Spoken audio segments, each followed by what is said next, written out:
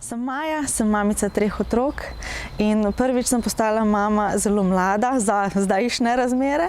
Takrat sem bila noseča pri 24 letih, pri 25 sem rodila in sem bila prva med svojimi prijateljicami, ki sem dobila dojenčka. Jaz se takrat na porod nisem kaj dosti pripravljala, ker to je bilo 12 let nazaj, takrat se niti ni toliko govorilo o tej pripravi na porod. Jaz sem imela pričakovanje, da to pač ti povedo tam v porodnišnici, itak je še vsaka rodila, bom tudi jaz. Tudi na poporodno obdobje se nisem pripravljala, zato ker sem iz pedagoških vod in pač sem bila navajena dela z otroki, delala sem v vrtcu, v šoli. In sem pričakovala, da to bo zelo podobno, da če znam delati z otroki v vrtcu in v šoli, bom pa še lažje mogoče s svojim doma. No, potem pa je bilo malo drugače, kot sem si predstavljala. Že v porodnišnici se mi je zdelo, da ne znam roditi, da ne znam dojiti, niti po flaški ni hčerka želela jesti. In moja stiska v meni se je povečevala. Že prve dni tam sem v bistvu postajala čedalje bolj anksiozna. Bala sem se biti sama s hčerko, skrbelo me je, da ne bom znala skrbeti zanjo. In da sem v bistvu, počutila sem se, kot da sem slaba mama.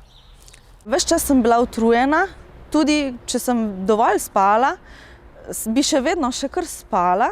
Toliko sem bila utrujena, da sem kakšne dneve dala v bistvu dojenčico tudi kar k svoji mami ali pa k svoji babici popaziti za več ur in sem samo počivala in niti vstati nisem mogla s postelje, niti za sebe poskrbeti. In pa ko sem videla, da ne morem niti za sebe poskrbeti, je še večji občutek prišel pri meni, da če ne morem niti zase poskrbeti, kako bom pa za svojo hčerkico.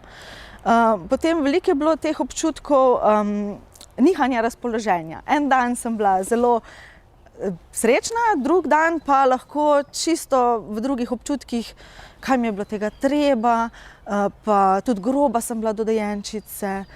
Prav spomnim se enega trenutka, ko sem jo tako kar grdo v bistvu ne položila v posteljo, ampak skoraj zabrisala v posteljo.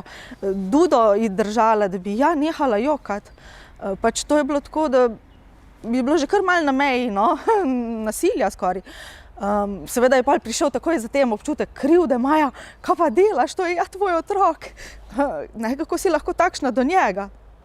Ampak pač, kot bi prišla neka megla v glavi, no.